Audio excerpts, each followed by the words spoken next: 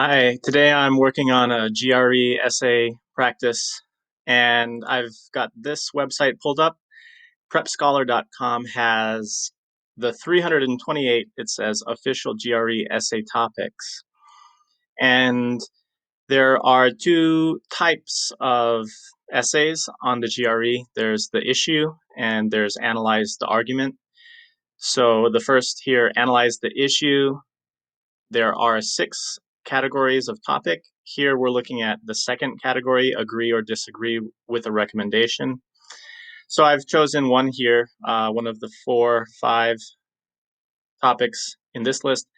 I've put it in the Word document that I'm going to be working on. Here is that coming from this website. And um, in 30 minutes, the goal for a high scoring essay is to write around 600 words with effective arguments, effective use of vocabulary, and a few errors in grammar or spelling and punctuation. So for myself, in 30 minutes, it's going to be a challenge. Typically, I think I can write 400 to 500 words in 30 minutes, but I'm going to try to reach up to 600 today. So I'm going to start my timer now. As soon as I click to my Word document, here I've turned off the spell check and predictive text. So this is like test conditions where in the exam that you take on a computer, you have a word processor that doesn't help you in any way. And so um, shouldn't be correcting any of the errors that I make. The topic is nations should suspend government funding for the arts when significant numbers of their citizens are hungry or unemployed. Okay. And the instructions are here. I'll begin my essay there.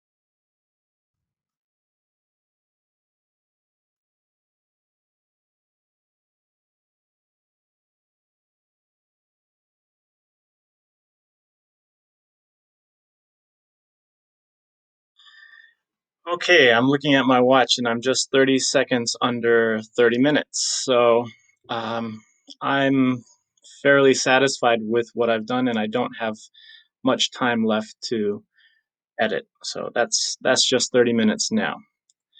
Um, my next task here is to check the word count. So let's see, how many words have I written? I have surpassed my 600 word goal, 678 words. So I'm happy about that. Now, if I'm going to, let's see, I just want to see. I selected that text. Okay, yeah, that's right. So total 754, including the topic. Yeah, so over 600 words. I'm going to reread now. I wouldn't have the opportunity to do this in the exam. And if I find some errors, I'll highlight them. And the final draft I'll put on the blog. Considering the case of a country that is experiencing an economic depression, some people may say that funding for extraneous public programs like the arts ought to be eliminated and that their funding should be diverted to the true needs of the people in the way of food assistance or unemployment income. However, the arts, of which there are many forms, are a sort of jobs program. Public artwork not only benefits artists, but also the public that enjoys viewing art and listening to or watching performances. The types of government programs that put money into the economy are many. They range from education to military expenditures. The funding for the arts is relatively little in comparison to some of the other types of social welfare programs that exist, the largest of which are typically healthcare and pensions. The money that is spent into the economy by the government also has a multiplier effect that compounds the amount of money in circulation as the funding changes hands. The benefit of the government spending in the economy is quite significant. Not only is the amount great, but the health of the economy depends on it. The extent to which the general public benefits from government spending depends in part on the types of spending. The money that goes directly into industry in the form of subsidies makes the domestic products of a country relatively competitive. However, the money that the government spends in funding public works that create jobs, such as infrastructure projects and the arts, is actually paid into the bank accounts of employees and artists. These workers are in turn going to spend their incomes, which generates even more growth in the economy. Moreover, the income that is spent by the underemployed, as is typically the case among artists and gig workers, is greater in percentage than the money injected into the market through buyback of government bonds. Bondholders, after all, do not tend to spend their disposable income in the same ways that low-income earners would. Besides the income that artists receive through funding of the arts, there are there's an error. Two additional beneficiaries. They include there's another error, general, public, and the facilities that are created to house performances. These public spaces include museums and concert halls, among which there are many historic landmarks in both small and large cities. Venues ranging from opera houses to band shells require maintenance. The circular flow of money would direct this spending through every type of job related to the operation of these attractions that are so vital to tourism, further compounding the multiplier effect of government spending in this sector of the economy. The third and largest stakeholder is the viewing public. Consider the well-being and health of a population during an economic downturn. People that live through tough times have the same mental and emotional needs as any others. The art that is created during periods of depression reflects the conditions under which the people are living and create a living record of those times. Both visual and performance art created under times of turmoil allow for the relief of pressure of the society. The art, music, theater, and dance are an outlet for the pain of living with deprivations. Governments have not only an obligation to support the fiscal health of their nations, but also the emotional repair that a society must go through. The funding of public arts that supports design and infrastructure projects contribute both to the economic rebuilding of a nation and the sustained development of a country through such periods of economic difficulty. In conclusion, the money spent into the economy through a range of public programs should not be limited to the most obvious types of public assistance, nor should the spending be limited to the industries that require the greatest attention to maintain the international reputation of a country. Government spending during difficult times when people are experiencing hunger and underemployment must also include spending in the arts, as it is the arts that boost the morale of the people through such depressions. Okay, now with more careful reading, I might choose to edit some other sentences, but I'm happy with these paragraphs. How many have I written? 1, 2, 3, 4, 5, 6 paragraphs, and I found 2 typos. We call those just typos. All right. Thank you for watching. This was quite a challenge for me, and I'll be continuing with another project soon. TOEFL. I'll try a more simple task, a TOEFL essay for everyone. Thank you.